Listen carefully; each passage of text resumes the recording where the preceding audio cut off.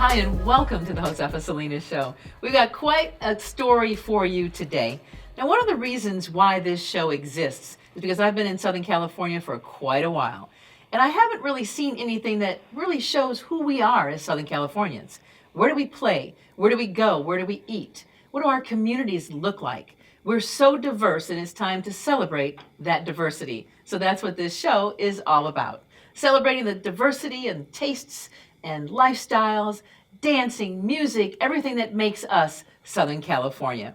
With me today, something that is definitely a part of Southern California culture, Southern California history, and is known across the land. The best fish tacos anywhere.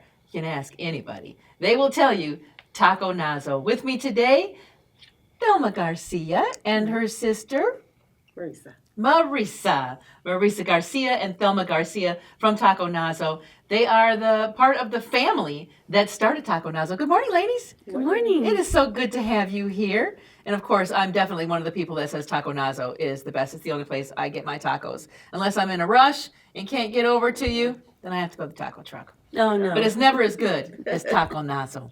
So let's talk a little bit about the family. This is a family-owned business, am I correct? Yes, we've been in business 40 years. 40 years in Southern California. So mom and dad clearly must have started this out. Let's talk about that beginning and how it started and why it started. Why tacos? Well, my parents started the business 1978, and it just kind of came up out of necessity. My dad one day was starting to sell food at work. Like he would tell my mom, make us some machaca burritos or whatever, and I'll take it to work and I'll send it to my coworkers. And from there they went on to maybe we should get a catering truck. So he got a little truck and he kind of adapted it to put stove and fryer, everything he could. So this is way before trucks, food trucks. Yeah. He made his own catering truck. Okay. And then shortly after that, we got a route and started selling tacos out of our catering truck. This was before catering trucks were hit. And there was a lot of hard work and a lot of late days and early mornings.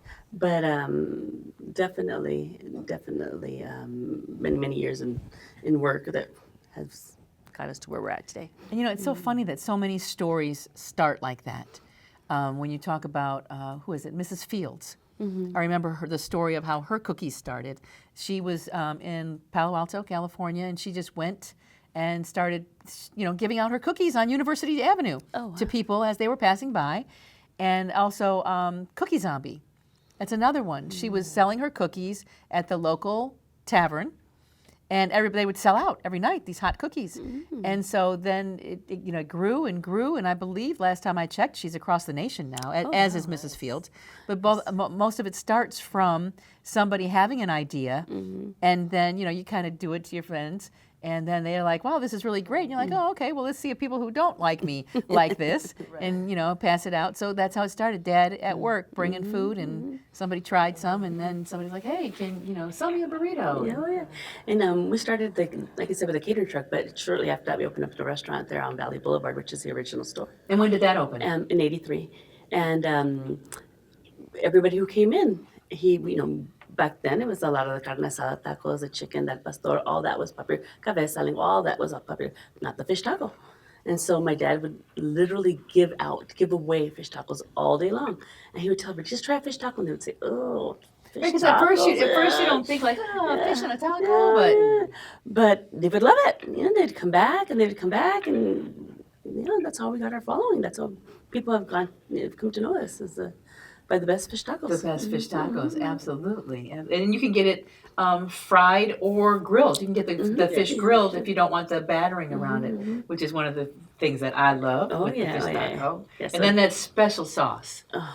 The sauce, the secret recipe for the white sauce that goes. I put it on everything, but especially it's for the fish tacos. It is, and it tastes good on everything. Now we're putting them on the ceviche tostadas. You have to try that. Nice, very good. So, did Mom and Dad come up with the recipes for everything? Yes. So, how difficult was it as a child, or a young adult, and Mom and Dad have this restaurant? And I would imagine that they're like, okay, we're all working it. Don't plan anything for Saturday because you're working the truck. Right? Yeah, that's I was exactly how it 14 happened. and she was 10. Uh-huh. So, yes, most of the time, yeah, no football games, no dances, because we had to work.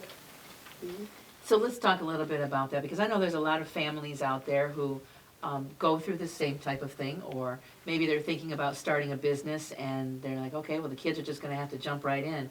I know even with this television show, I told my son and his friends, like, you guys gotta come, and I need your help. I need you guys to help with cameras. I need you to help with this. I need you to help with that. And they jumped right in and helped. And the show wouldn't have been possible without their help as well. So let's talk a little bit about that as a child or as a young person, in your teens.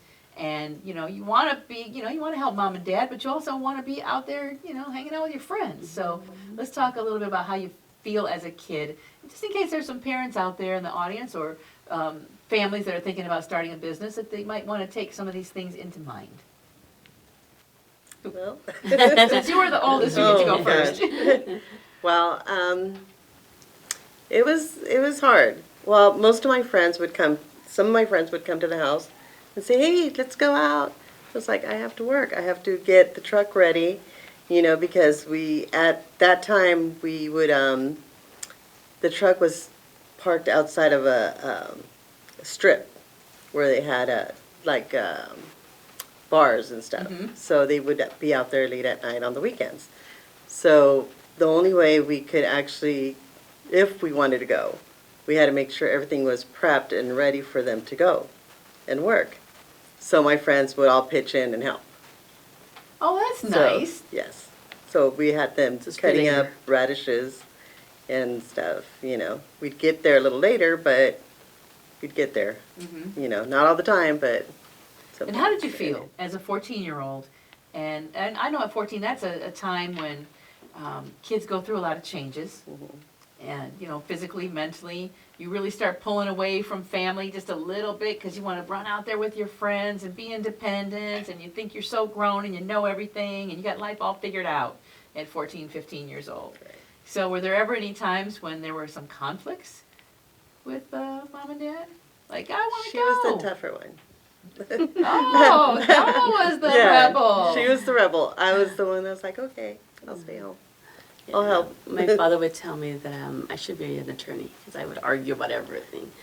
Yeah, but it was tough. It was tough because, we didn't get to do what everybody else got to do. We didn't get to go out. We didn't get to have friends over all the time. We didn't get to do the things that you do in high school. We didn't.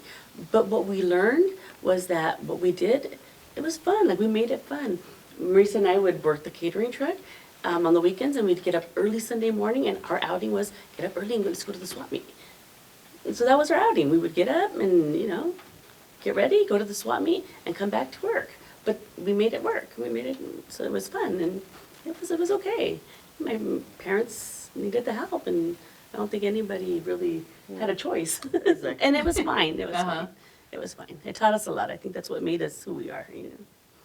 So looking back at that time, so we're talking 80s. Mm-hmm. There's a lot going on in LA in the Oh, 80s. yes. Oh yeah. Mm-hmm. So I just want to hear, maybe give me one example before we go into what life in LA was like at that time. Give me an example of when you kind of bucked against mom and dad, and dad had to put his foot down. Because she said you were the rebel, so. Yeah. No, I think a lot of times, but sometimes. When I was 16, I had a boyfriend, and he wouldn't let us go out. He wouldn't let me go out. I would tell him, like, I want to go. No, you can't go. You can't go. It was just constant arguing because, I wanted to be a teenager and I had work. So that just, he put his foot down. The boyfriend didn't come along and help? No. Well, he did after a while. After several years of dating, he ended up having to be our security guard at the catering truck because he wanted to see me. He had to come along. Right? So you had to Yeah, figure yeah, out a work. spot for him to fit in. Right. So my father would say, "Oh, Go take care of girls. I like him. He goes and works for free. I like him." now almost 30 years married, so yeah. Oh, Kept so your boyfriend in high school is your husband now Yes. 30 years later? Well, 30, well, Well, almost 30 years married. Yeah, 30 years married almost. Wow, so you had picked the right guy right from the beginning. Oh yeah. That's amazing. He's a great guy. I'll keep him. You'll think you'll keep him around? Yeah. Taco Nazo is the place that we are talking about. The family has kept it all in the family, right? Yes. Yes. And how many locations? 6 locations. 6 locations, but everyone is run by someone Individually. in the family. Yes. Okay. Yes. We are going to talk about why that was, and we'll talk a little bit about how the landscape of LA has changed, and then we'll get into some personal lives and how running a business with family sometimes can take its toll. It's all going to be next right here on the Josefa Salinas Show. Stick around with us. It's going to be a lot of fun.